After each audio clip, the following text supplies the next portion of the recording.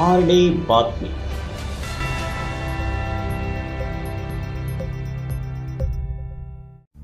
साकुर इथून अतिशय भयावह घटना समोर येते. दिवसा ढवळ्या दरोडेखोरांचा साकुर गावात बस स्टॉपवरच गोळीबार करत मोठा हैदोस या दरोडेखोरांनी घातलाय.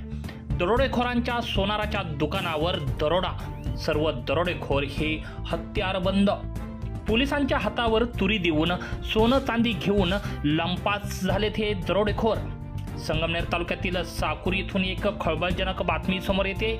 भर दुपारी 5 दरोडेखोरांनी बंदुकीचा धाक दाखवत सोन्याचं दुकान लुटून नेल्याची घटना आज सोमवार दिनांक 11 नोव्हेंबर रोजी दुपारी 1:15 वाजायच्या सुमारास घडली.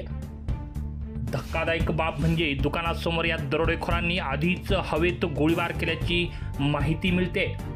त्यानंतर थेट दुकानात घुसून बंदुकीचा धाक दाखवत दुकानातला माल लुटून नेलाय. विशेषतः भर दिवसा गजबजलेल्या ठिकाणी ही घटना घडली आहे. साकूरमध्ये या प्रकरणानंतर एकच खळबळ उडाली आहे. हा संपूर्ण थरार सीसीटीव्ही कॅमेऱ्यात कैद झालाय. साकूर बसस्थानकाजवळ निखिल सुभाष लोळगे यांचं कान्हा ज्वेलर्सचं दुकान आहे. दुपारी 1:15च्या सुमारास दुकानातील कामगार जेवण करायला गेले होते. दुकानात एक जण कामगार होता. याच वेळी पल्सर गाडीवर 5 दरोडेखोर दुकानासमोर आले. या दरोडेखोरांनी आधी दुकानासमोर हवेत गोळीबार केला.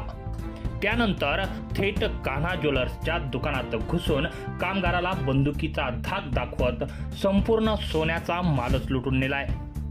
5ही दरोडेखोरांनी तोंडाला कापड बांधलेल्या अवस्थेत असल्याची माहिती समोर येते. दरोडेखोरांनी गंठन, चैन, मंगळसूत्र, वाट्या, कानचैनी, मिनी गंठन, टॉप्स, बाळ्या आदी सोन्याचा माल घेऊन पारनेरच्या दिशेने फरार झालेत. दरम्यान ही घटना कळताच नागरिकांनी घटनास्थळी धाव घेतली. यावेळी अक्षरशः एकच खळबळ उडाली होती. घटनेची माहिती मिळताच घारगाव पोलिसांनी घटनास्थळी धाव घेतली.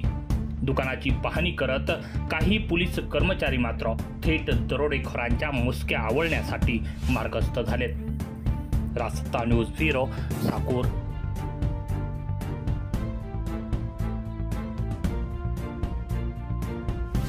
आरडी बातमी.